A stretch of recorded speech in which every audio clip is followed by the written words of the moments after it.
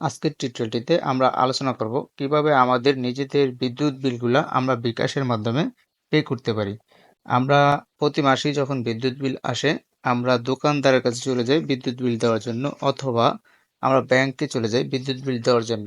তো এই বিলগুলো আপনারা ঘরে বসে আপনাদের বিকাশের মাধ্যমে কিভাবে দিবেন, এই প্রসেসটা আজকে আপনাদেরকে দেখাবো। তো এই জন্য আমরা চলে যাই আমাদের বিকাশ অ্যাপসে।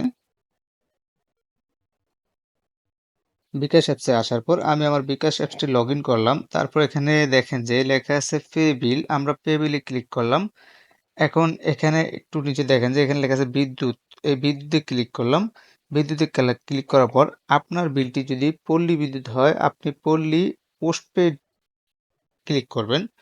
আর যদি পিটিভি হয়, যেটা আমরা পিটিভি বলি, আসলে ওটা ওয়েস্ট জোন, যাদের পিটিভি তারা ওয়েস্ট জোনে চলে যাবেন। তো ওয়েস্ট জোনে যাওয়ার জন্য আপনারা একদম নিচে চলে যাবেন, ঠিক আছে? অথবা আপনারা এখানে প্রতিষ্ঠানের নাম সার্চ দিলেও চলে আসবে। যদি ওয়েস্ট জোন আমরা লিখি, তো ওয়েস্ট জোন পোস্টপেড, আমরা যেহেতু পোস্টপেড বিলগুলো দেব, তো পোস্টপেড প্রিপেড এটাও আপনাকে জানতে হবে আসলে যে কাদের পোস্টপেড আর কারা প্রিপেড ইউজ করে। প্রিপেড হলো যারা কার্ডের মাধ্যমে ইউজ করে, তারা প্রিপেডের মাধ্যমে বিলগুলো দিতে পারে। আর পোস্টপেড হলো যাদের বিল আমরা প্রতি মাসে আমাদেরকে বিলের যে একটি কাগজ দেয়, বিল বিল দিয়ে যায়, ওইটা হলো পোস্টপেড। তো যাদের পোস্টপেড বিল, বেশিরভাগই পোস্টপেড, শহর অঞ্চলের বেশিরভাগ মানুষ প্রিপেড ইউজ করে, তো আমরা গ্রাম অঞ্চলে যারা তারা সবাই পোস্টপেড ইউজ করি। তো আমরা একদম নিচে চলে যাই, নিচে দেখেন পোস্টপেড লেখা আছে, এখানে ক্লিক করব। ক্লিক করার পর এখানে দেখেন কি বলছে যে গ্রাহকের নাম্বার দেওয়ার জন্য। তো গ্রাহকের নাম্বার দেওয়ার জন্য, আর এখানে উপরে মার্চের এই যে 25/2025, এগুলো আপনি কিছু চেঞ্জ করার দরকার নাই, জাস্ট আপনার গ্রাহক নাম্বারটা দেবেন। তো গ্রাহক নাম্বারটা কোথায় পাবেন আমি ভিডিওতে দেখাচ্ছি, আপনি একটু, আমরা আমাদের ক্যামেরাটা ওপেন করি,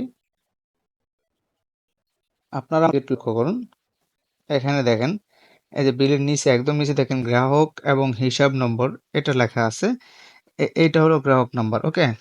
আমি উপরে দেখাচ্ছি, বিলের উপরে, উপরে একদম এখানে দেখেন এই যে বিলের এই যে এখানে গ্রাহক এবং হিসাব নম্বর লেখা আছে 60 21 35 153, এটা হলো আমার গ্রাহক নাম্বার, ঠিক আছে? তো আমার বিল আসছে কত?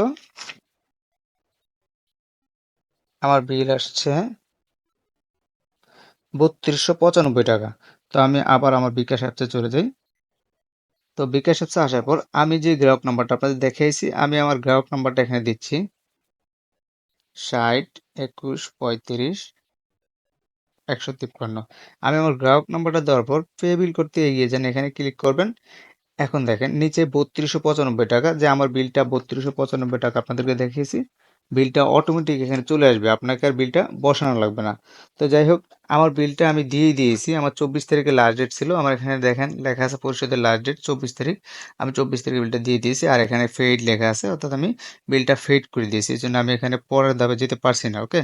তো আপনারা যখন, আপনি অবশ্যই আপনার নাম্বারটা এখানে দেওয়ার পর গ্রাহক নাম্বারটা আপনি বিলটা মিলিয়ে নেবেন যে আপনার বিলটা ঠিক আছে কিনা। যদি বিলটা কোনো গভর্নমেন্ট থাকে তাহলে বিলটা দিবেন না।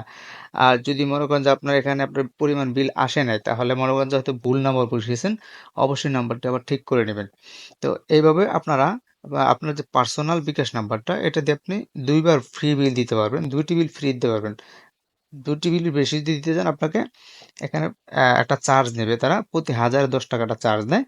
তো যারা দোকানদার তাদের জন্য তো অনেক বিল দেওয়া লাগে, তাদের আসলে 10 টাকা করে প্রতি বিলে চার্জ দেওয়া লাগতে পারে। আর যাদের এজেন্ট আছে তারা তো ফ্রি দিয়ে দিতে পারেন, ফ্রিতে 50টি বিল ফ্রি দেওয়া যায়। তো যাই হোক, আমরা পার্সোনালে 2টি বিল ফ্রি দিতে পারবো। তো আমার বিলটা এখানে ফেইড দেখাচ্ছে, আমি বিলটা দিয়ে দিছি। তো আপনার বিলটা যখন এখানে আসবে তারপর পরবর্তী ধাপে দিবেন। তারপর আপনি এখানে আপনার পিন কোডটা ইউজ করলে দেখবেন আপনার বিলটা পরিশোধ হয়ে গেছে। তো পরিশোধের পর অবশ্যই আপনাকে একটা কনফার্মেশন মেসেজ দিয়ে দিবে, ওটা অবশ্যই আপনি দেখে নেবেন যে কনফার্ম হয়েছে কিনা, ওকে?